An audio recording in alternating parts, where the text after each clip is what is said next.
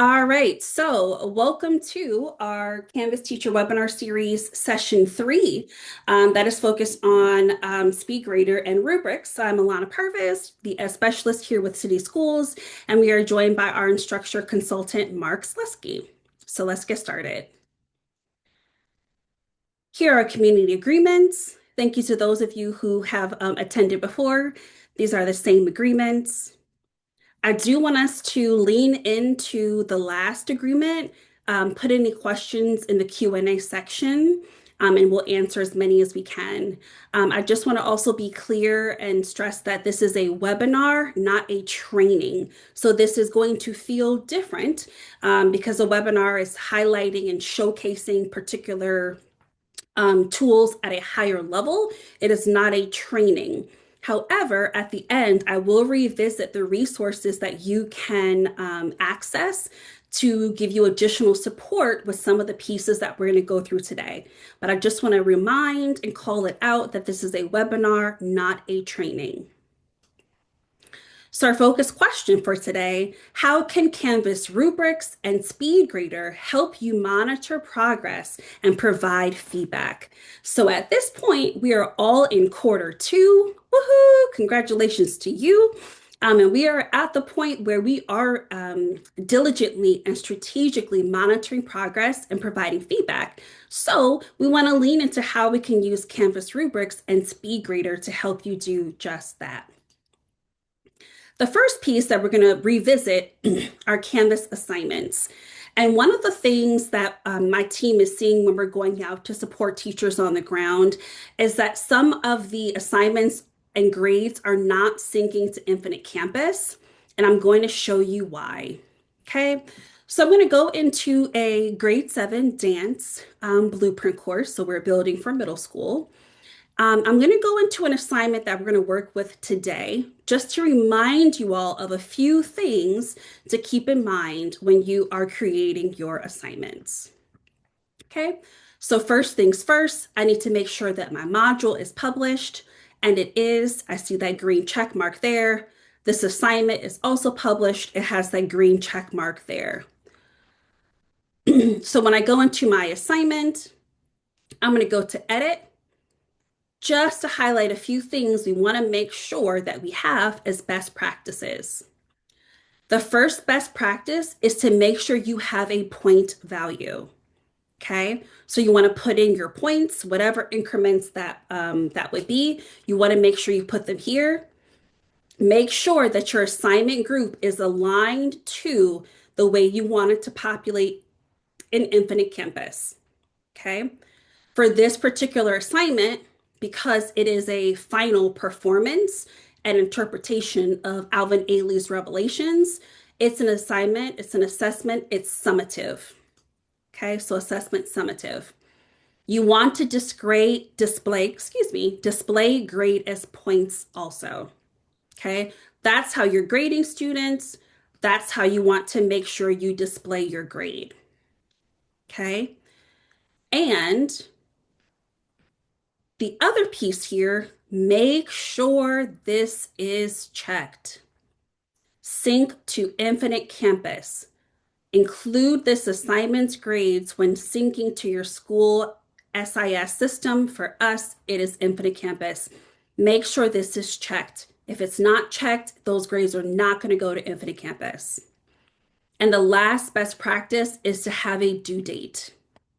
Okay, not worrying about the available until, because you can control this by what's published or not published, but you do want to have a due date. So just recapping those 5 best practices, you want to make sure you have your point value, your display grade as points, include it in your SIS system, and have a due date. Okay. So that is our tips and tricks and best practices for Canvas assignments. Now we're going to move into rubrics. And I'm going to use this assignment here. So this is at the end of a unit where students are going to finalize and perform creative interpretation piece based on Alvin Ailey's Revelations. and the themes from his legacy. So the assignment says, consider the rubric criteria. One of the things we got from your feedback was you wanted to see actual city schools curriculum. You wanted to see actual examples and lessons. And so this is something that will be used for middle school students. So this is actual curriculum. But you see that it says consider the rubric criteria. Okay. But when I'm at this assignment, there is no rubric here. Although I know the four components of the rubric are creativity, connection to Ailey's themes, collaboration, and presentation. So what I'm going to do is go down at the bottom of this assignment. I'm going to click Add Rubric, and it's going to open up some options for me here.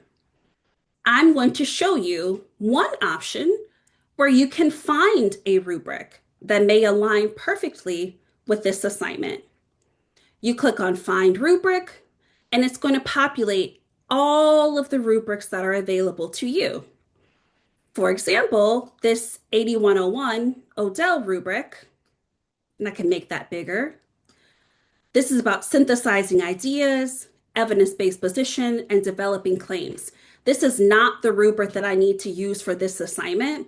However, if I wanted to, I would just click Use this rubric. Okay? There are plenty of rubrics that are available for you that might be appropriate for your content area or your assignment. But for the purposes of this assignment, I need to create a rubric based off of the four criteria here. So I'm going to put in my title,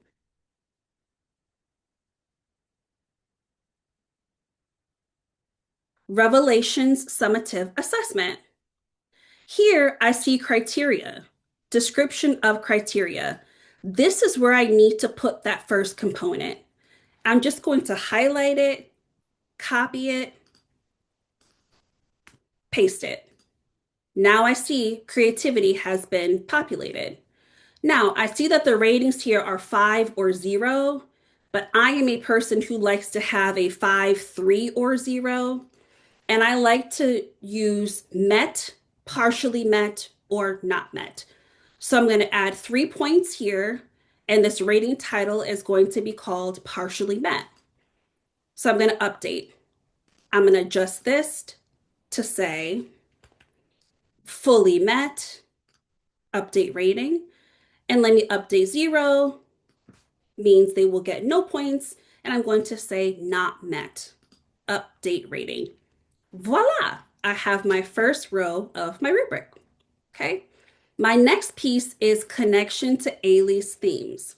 Now I'm going to show you a great trick to save you so much time. I'm going to click on criterion, and then I'm going to duplicate creativity, but I'm just going to paste the next piece. There I have it. I have my next criteria there. I have my 5, 3, and 0, and I don't have to do anything additional.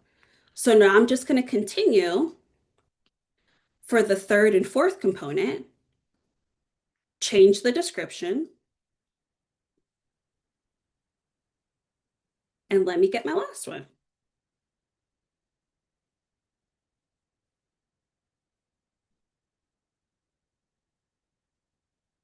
And there I have it. Okay. I have my 4 criteria here. Out of 5 points, 5, 10, 15, 20, which is the maximum points, which is in alignment with the points that I put in for my assignment. Okay. Now I'm not done yet because this is the last important piece here. I need to select use this rubric for assignment grading. That is the last piece of the puzzle. And then as always in Canvas, if I want to publish, produce, create, I'm going to click that blue button, and now I have my rubric here. So now let me show you how I'm going to use that rubric in SpeedGrader for submissions. My colleague Kelly submitted 3 different submissions for me, so I'm going to use a rubric to grade this assignment. So I see that this was submitted on the 18th. It was late. These are the days. I'm not going to worry about that, but I'm going to go ahead and click on View Rubric. Now you see how small it is over here? So I'm going to go ahead and drag this open so it's a little wider. And now I see my rubric. I see creativity. When I hover over each piece, I can just select here how many points. I click on it and it populates here. So we got 5 points for the connection. We did a good job with collaboration, and we are partially met for our presentation. Okay. I can also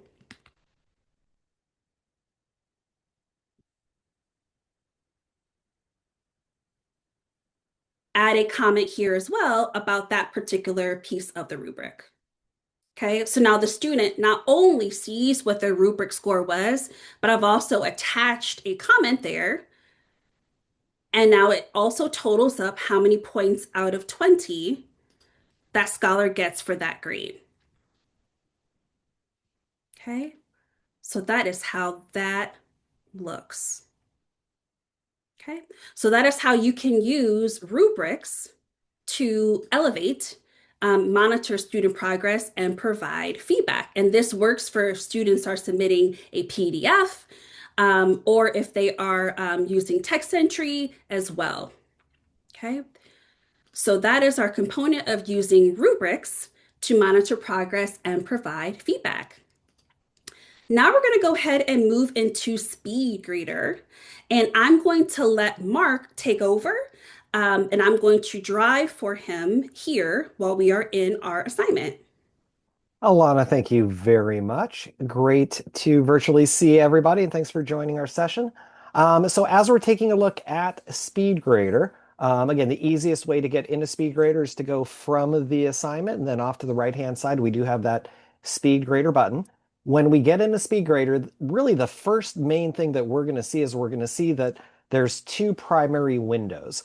We've got the deliverable window located on our left-hand side. That is what the students are going to be turning in. And then I call it the feedback window over on the right-hand side. This is where we're going to put in all of that robust feedback to make sure that our students are getting that critical information. Starting over on that left-hand side, even though that is where the students are turning in their deliverable and we're seeing what they turn in, we do have the ability to mark up any of those things that are turned in. We've got a selection of tools across the top. This is actually the same selection of tools that students have in an annotation assignment. So when we give them an activity to mark up, they're going to see the same thing. We see the ability to use our stylus. We have text boxes, highlights, and pins. And anytime we add content onto this, we're given the opportunity to also add comments. So as we see, Alana has used the stylus. She's circled some things, and it also then creates an opportunity to provide direct feedback. As we shift the windows over, we've got that little medium wall in the middle, and we can always pivot one to the other. We can pivot where we really want to give more robust feedback. So Alana already demonstrated where we can access the rubric and provide feedback there.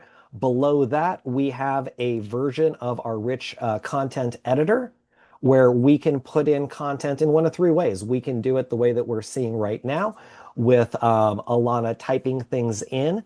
We also have the ability, right below the rich content editor, we have the opportunity to speak to text, and we also have the opportunity to turn on a webcam and sort of talk our way through the feedback. One of the features that I have seen ELA teachers use, for instance, is they will use that record feature and they will read a student's essay while providing live feedback, and that's part of the feedback that they turn in. One point and one feature to call out, we do have canned comments. You can create pre-made comments, and you'll see a little dialog box in the upper right-hand side, and you can preset some of those comments if, as you're going through grading, you're going to be delivering the same type of feedback. And then one of our exciting newer features is Once you provide some of the feedback in the assignment comments, and once you click that submit button, you'll notice that the reassign assignment button goes from being grayed out to now being engaged. So Canvas wants us to provide feedback to our student, maybe that they didn't do the assignment correctly. Once we've provided some of that assignment comment, we have the ability to trigger a reassignment for them to know that something didn't quite work out the way that it needed to work out, and we're going to need them to turn work in again. So, great new feature that has popped up in SpeedGrader. We also wanted to show up at the top if participants had turned in more than one submission. We can, on the right-hand window, we can look at the various submissions that are turned in. This one may not have had more than one submission. No big deal. If there was more than one, we'd have seen a drop-down window right there, and we can choose to see whichever submissions were turned in at that specific time.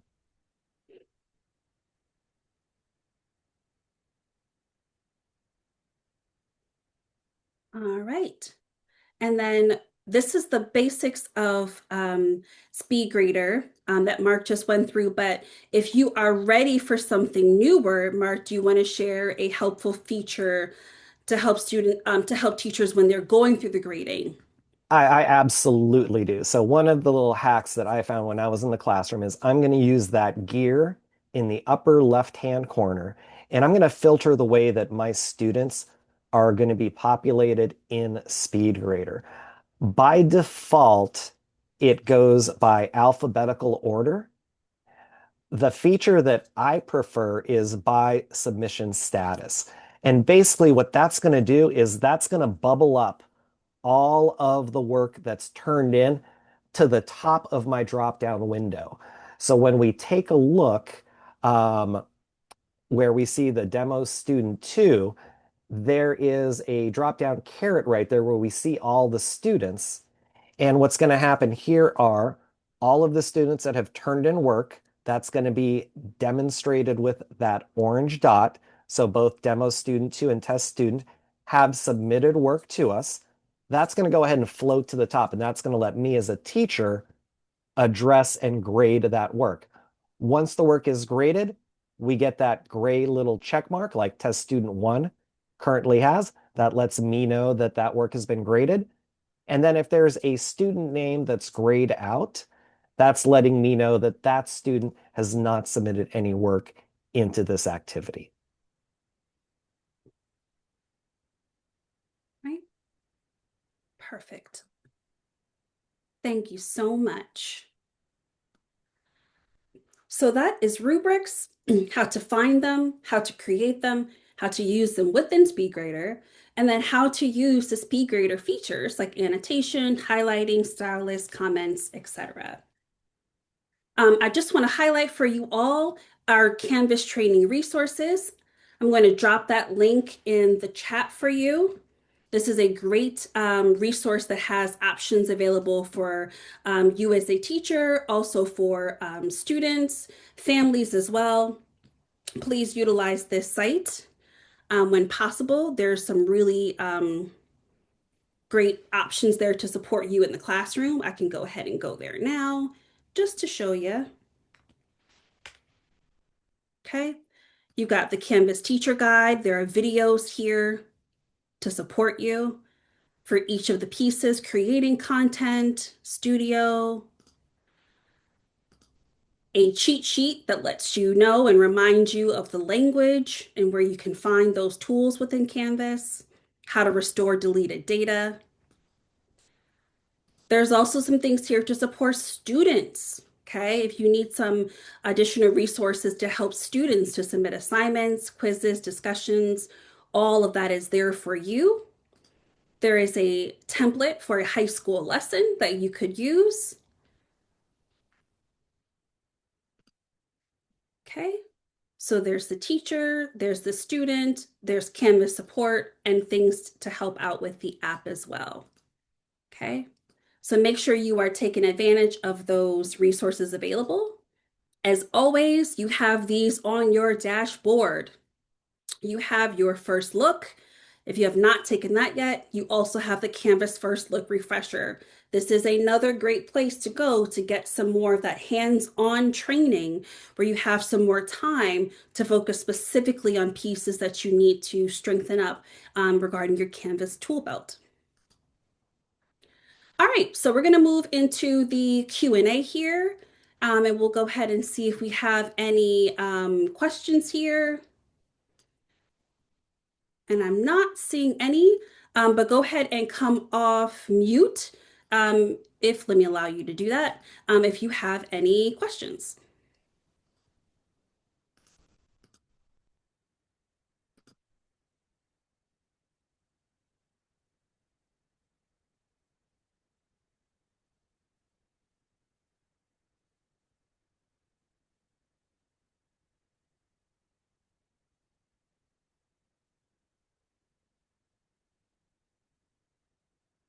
Any questions?